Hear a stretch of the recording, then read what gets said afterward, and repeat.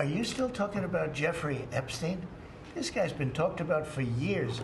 You're asking, we have Texas, we have this, we have all of the things. And are people still talking about this guy? So there are particular moments in time throughout history where, you remember where you were when something big happened. So like everybody remembers where they was when 9/11 happened. And here in the UK, everybody remembers where they was when, the 7th July terrorist attacks happened in London. It's just one of those things where you have to remember where you are. And that right there, ladies and gentlemen, is the moment that will forever be remembered as the very moment when Donald Trump lost his ability, his opportunity to have potentially gone down in history as one of the most powerful, perfect, revolutionary, redeeming presidents of all time, and not just the USA but world over, because Donald Trump, the first time, more the second time than the first, had run as this figure that was going to go against the establishment, that was going to hang out, let all the dirty linen hang to dry. And, at the beginning of his term, he'd done that to an extent. He had raised the curtain on the JFK files. He had promised to do something with the Martin Luther King files. But then at this moment, right there that you have just seen, Trump lost step. He essentially lost legitimacy as an anti-establishment figure. That's not to take away from his successes. That's not to take away from the success of the tariffs. That's not to take away from the success of his trade deals. That's not to take away from the success of his immigration policies that are over and above and perfect, by the way. But in that moment, Donald Trump lost his trump card. He lost his opportunity to have been the one leader that took the grenade, the proverbial grenade, and threw it at Washington and threw it at the establishment. Because I believe it's because that he has some important people to protect. He's got some interests to consider and some important people to protect. Now, here is my thing. Everybody that ended up as part of, because not everyone starts off as establishment. The James Comeys did not start off as establishment, right? When you think about it, the Dick Cheneys of this world, all those people did not start off as establishment. But I believe that one becomes establishment the moment that you have interests different and separate from your principles, from the people that appointed you in certain offices, from the people that voted you into office. That's when you become deep state. And as the saying goes, that the cover-up is actually worse than the crime. All Donald Trump had to do was to say, hey, whatever you have on Jeffrey Epstein, let it out there. And you know what? I'm an admirer of Donald Trump, but one must admit that the man tends to make a lot of unforced errors. He tends to make a lot of unforced errors. He did not have to say anything in the cabinet meeting.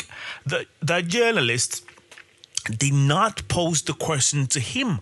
That question was for Pam Bondi. Let her take the proverbial bullets on the firing squad. She's the one that went out there and said with her own mouth that she has got the Epstein client list on her desk. Let her answer. But Donald Trump could not help himself. Just like he cannot help himself, just like the other week, when that plane went down in India. He just had to say something and speak as though he is a figure of authority in aviation matters, and we all know he's got zero experience in that. But I checked that down to Trumpism. I said, oh, he just can't help himself. But in this moment, he shot himself in the foot, proverbially. And it was unnecessary. He did not have to rescue Palm Bondi. He did not. That's why that's why a president literally appoints a cabinet, so that they can take the proverbial arrows on the front line for him. He did not have to say anything. In fact, rather, what he could have just said is, Pam, you were doing such a good job, and I have got faith in my Justice Department, and I've got faith in my Attorney General, and I believe that you do whatever it takes to bring whatever is hidden about this matter to the surface. That's all he had to say. But he could not help himself, can he? Now, let's hear what this Judas character, Mike Pence, had to say about this. Because now, all of a sudden, the whole world has shifted on Trump, against Trump. And now, he looks like he's the villain. He looks like he's one of them. And he looks like he's got something to hide. And I've heard people make the argument that, listen, if Trump was indeed on that Jeffrey Epstein list, if he had his hands dirty, then Joe Biden would have used that against him a long time ago. And that makes total sense. But then he just felt compelled to protect Pam for no reason at all. There was nothing in it for him. Absolutely nothing in it for him, right? Because she's the one that had been doing the flip-flopping. But then he had to go in and save her. Now, let's hear what a few people had to say about this. But I want to start with the former vice president of the United States, Mike Pence, or as I call him, Judas Pence. Yeah, because I still feel some type of way about what happened on January 6th, of course. But yeah, let's hear what Mike Pence, the former president, had to say about this. I think the time has come for the administration to release all of the files regarding Jeffrey Epstein's investigation and prosecution. It's important that we protect the names of the victims. They should be excluded from any disclosure. But whether or not the facts justify charges, I think that anyone who participated or was associated with this despicable man ought to be held up to public scrutiny. And there you've had it. So the reason why I played that Mike Pence clip is to just show you that just by Trump saying what he said in the Oval Office on that day, even shaky characters like Mike Pence look decent. They look like they have got moral ground to say and to stand on something. And that's terrible.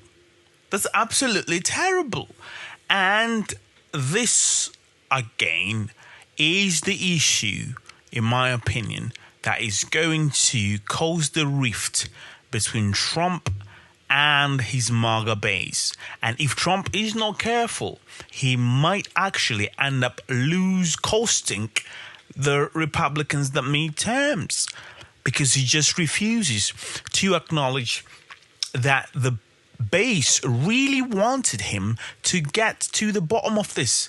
And even if nothing would have been found, but at least just their gesture, the appearance, just the sheer appearance of him trying to do something, him trying to expose the truth, would have made him a rather popular president.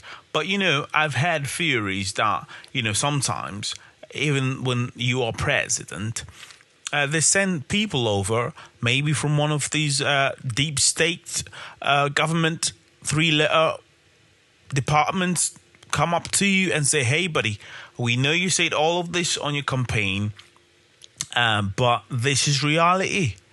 And this is the way of the world, and this is the lay of the land, and you cannot deviate from that. Who knows?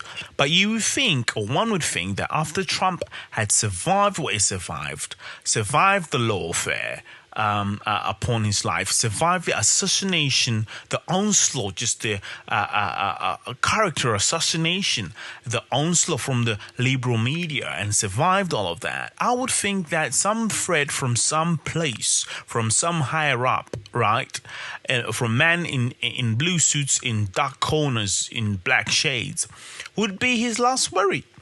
And so we're going to keep an eye on this matter, and we will discuss further and find out exactly what's going on. Is Trump being threatened? Is he on the list? Who's he protecting? Because I'll tell you, there is no way that list exists and it does not have one William Jefferson Clinton on it. There is no way that list exists and Bill Gates is not on it. And these are people that absolutely hate Trump. So there is absolutely no feasible reason why he would be protecting such people. Absolutely no feasible, plausible reason why he'll be protecting those people. So we're going to keep an eye on that. And I'll keep you updated. And thank you for watching this video. Please do subscribe and leave a like and a comment in the comment section. That really helps me and takes the channel much further. Thank you so much for your time. And please click on the suggested video on your screen. So until next time, see ya.